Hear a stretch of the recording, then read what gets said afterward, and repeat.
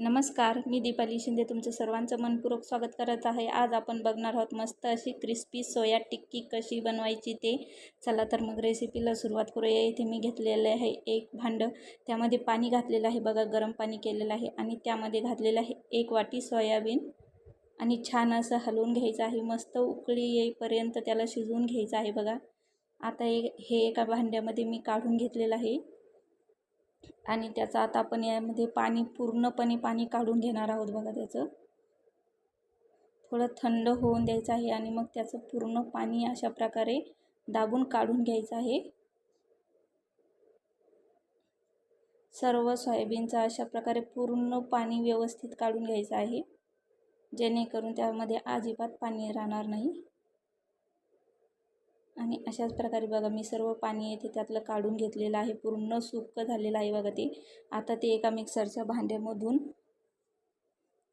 फिरवून घ्यायचं आहे, मस्त असं छान बारीक करायचं आहे बघा। हे बघा अशा प्रकारे बारीक करून घेतलेलं आहे मी आणि ते आता पुन्हा एका बाउलमध्ये ट्रान्सफर करून घ्यायचं आहे। एकदम परफेक्ट असं आपलं झालेलं आहे बघा हे मिश्रण। आणि अशाच प्रकारे सर्व सोयाबीन इथे काढून घ्यायचे आहे बघा। आता आपण यामध्ये घालणार आहोत लाल तिखट 1 चमचा, हळद, धनेपूड, जिरेपूड आणि चाट मसाला, जिरेपूड आहे बघा, गरम मसाला घालायचा आहे,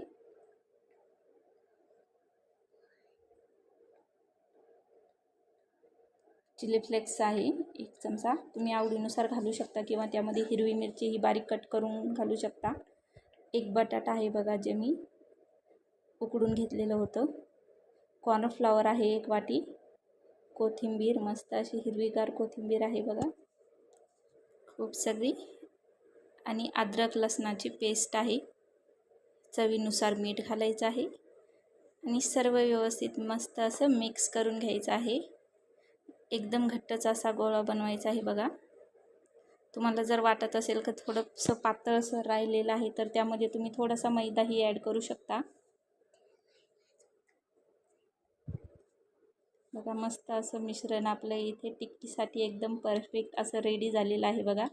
आणि अशाच प्रकारे आता आपण टिक्कीचा शेप याला देऊन घेणार आहोत।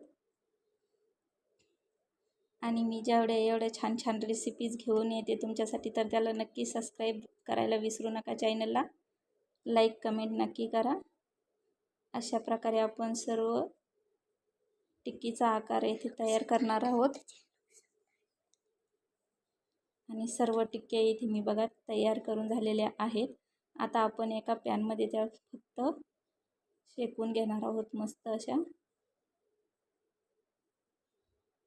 थोडंसं मी इथे तेल घातलेलं आहे बघा, 2 ते 3 चमचे, आणि छान अशा सर्व टिक्क्यामध्ये ठेवायच्या आहेत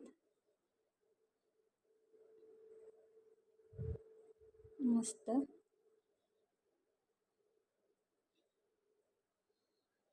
आता आपण याची दुसरी बाजू शेकून घेणार आहोत बघा।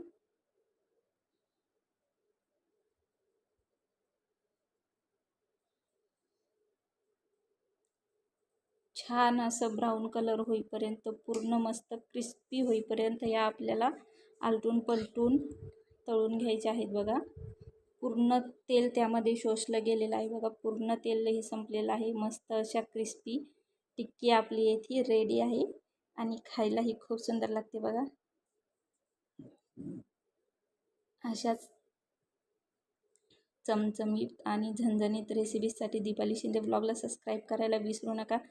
आणि तुम्ही ही टिक्की बघत आहात एकदम जबरदस्त तयार झालेली आहे केचपसोबत, तर तुम्ही एकदम सुंदर अशी लागते बघा। थँक्यू।